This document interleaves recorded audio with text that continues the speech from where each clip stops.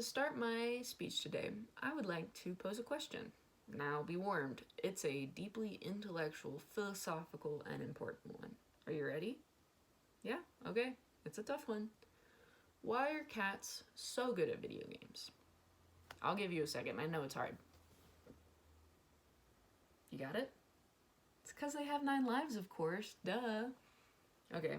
Now that I've made a great fool of myself, I regrettably have to inform you that unfortunately this speech is not about cats playing video games.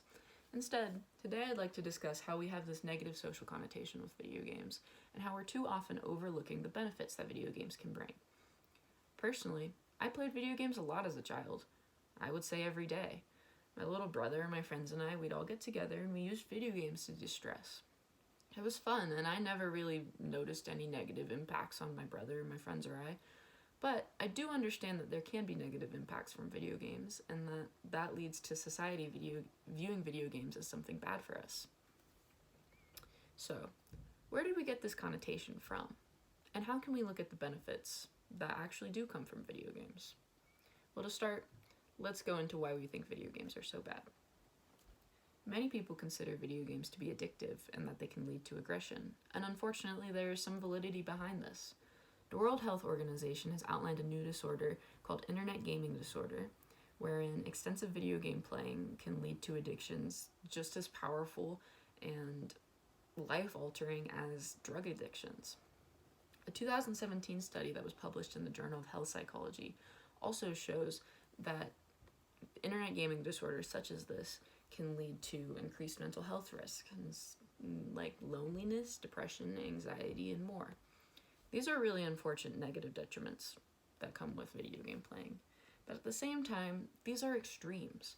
We're focusing on these extremes where this extensive video game playing is interacting with people's daily lives and is becoming a danger to them, but we're too often overlooking how positive video games can be in small doses. So let's get into that. One benefit that comes from video games is the educational benefit. Psychologist Mark Griffiths has shown that video games can really help students and children learn in early development. He outlined spatial visualization ability, goal setting, learning, and technology skills are all things that can be benefited by the playing of video games for children. Griffiths also showed that special needs children can foster communication skills and learning where they otherwise could not when playing video games. Although these benefits are great, they really do only apply to children, but the benefits of video games extend past that. They extend to adolescents and adults. Let's get into it. So right now, we all understand that COVID sucks. We're all living in this time where we wear masks to go outside, we can't see our families and friends as much as we want to, and overall it's pretty rough. Well, there's a new frontier when it comes to social interaction, and that's the internet, and that's video games. So, due to COVID, people have experienced more isolation.